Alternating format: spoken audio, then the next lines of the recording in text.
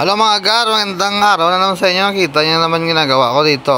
Left and right natin yung steering. Uy, heart ka pa. Kala mo heartthrob ka. Hoy! Iya ka naman, oy. So, lagyan na natin ang mahiwaga nating pang sa sentro ng steering wheel yan. Okay. Lock na natin. Dito naman tayo sa baba. Yung lit natin ngayon ni Pajero pala to, Pajero Mitsubishi, no. Grabe talaga yung mga tiradas ni J. Cole nyo. Op. Grabe kasi yan, tikas talaga niyan. Grabe yung banat ko dyan. So sa Pajero pala, ano to, kompleto yung adjustment to. Meron tayong pang camber at meron tayong pang toe in, toe out, no. So, ang pamihit dyan ay eccentric bolt ang nakalagay dyan para ma-adjust natin yung grabe talagang tigas niya. No? Tingnan mo naman parang sumasayaw na si J. Cole sa tigas na tubo pa yan na gamit kasi talagang nakapit yung mga bolt sa tinanong ko yung customer nito, sir, first time yung magpa-align, sir. Yun nga, tumpak nga talaga. Ikaw na unahan niya daw na pag-align to. Ngayon palang ko daw nahawakan to. Ako nang nakahawak ng alignment nito. Ano sir, ano dapat sir, sa lahat ng mga natin dyan, viewers natin yan, pagaliin nating ipa-check yung alignment ng pagpalit nyo ng gulong. Mahalaga yan kasi yung mga bolt nyan, siyempre pag hindi gumalaw, magkakaroon ng mga kalakalawang at mahirapan na rin tayong ma-adjust yung mga dapat i-adjust dyan. At saka sa worst pa, baka yung mga bolt natin dyan mapunta sa masira, tapos papalitan natin yan, re-repairin natin kasama yung bushing nya, So ayun na nga, niyabang na nga ni J. Cole yung ginawa niya. Grabe, straight daw. Double check na siguro siya dyan ng bolt. Paghawak niya na yung tubo na yan, kaya naman to napa-align ng customer natin kasi sabi niya pagkabili daw niya ng gulong after mga 1 year pa lang, pudpud na yung loob na part ng gulong sa likod. Then nung ating diagnose gamit ng ating wheel alignment tools, ayun, kita ko nga nakahiga talaga yung gulong pa loob. So, yun na nga. Grabe yung mga tayuan. Kala mo sundalo ba? Pero talagang dati talaga yan talagang pangarap ko dati magsundalo. Kaso hindi tayo pinalad sa height natin. Kung sa Ilonggo, pag putot gidya. Dito lang tayo sa pagmimekaniko. Marangal naman trabaho, di ba? Diba? Tawa-tawa pa siya, Ala, yun na naman yung kanyang heart niya, feeling heartthrob ka na naman. So, ayan na nga yung tiradas natin, Napa-approve pa nga si J. Cole dyan kasi straight talaga. So, ito naman tayo, sa harapan naman tayo. Yung mga pula-pula na yan, titirahin din natin yan. Naghanap ako ng pang-cover dun sa plate number. Bahala ko sana lagyan sang parang bond paper. Kaso, mataas. Na lang, burger na lang. Gutom na rin ako sa trabaho ko na yan.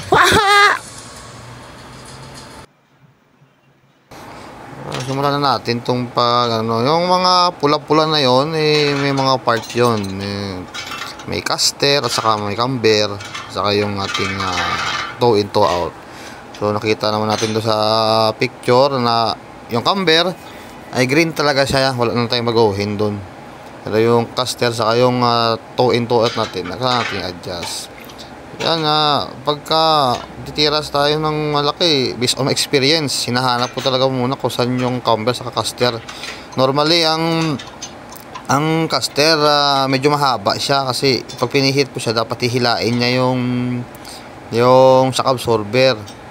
At yung camber naman medyo maikli lang talaga yung mga pinaka parang arm niya dun sa loob, Minsan may mga senaryo ng sasakyan sa harapan yung camber, sa likod yung caster.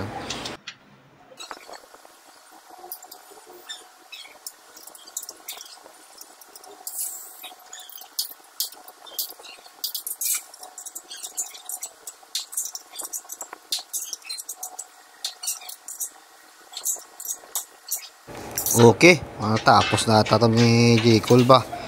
Ayan, double check na lang din siya. Basta pag may hawak ng tubo na yan si J. Cole, double check din siya. Nakakapangit talaga ng mukha ang pagpigpit ng bolt, Grabe talaga, pangit ng tao. Pangit pa ng bolt.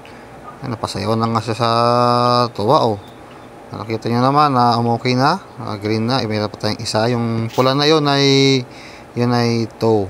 Naka-tow out siya. So, itotowin natin.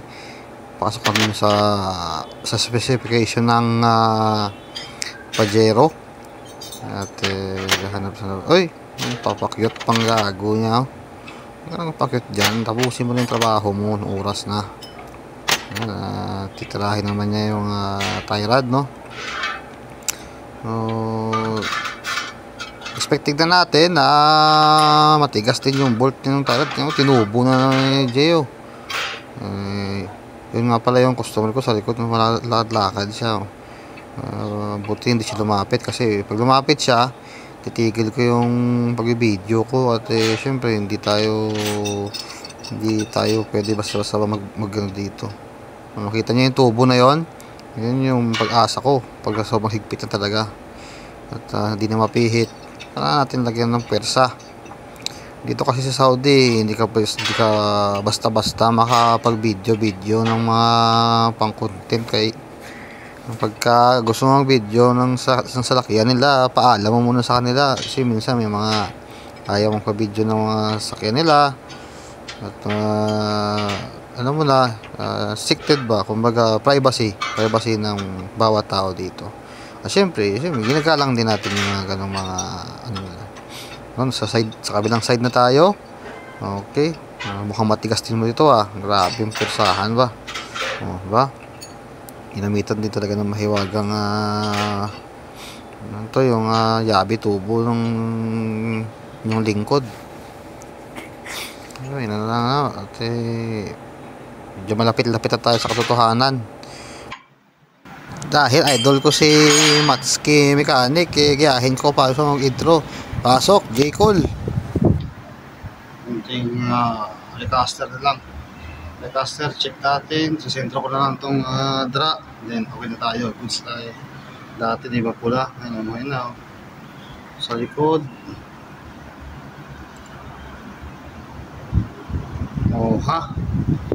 Straight pa.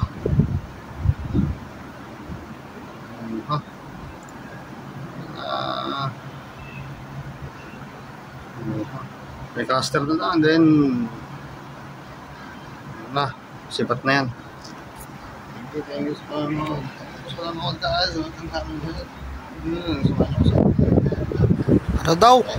Tindihan ba?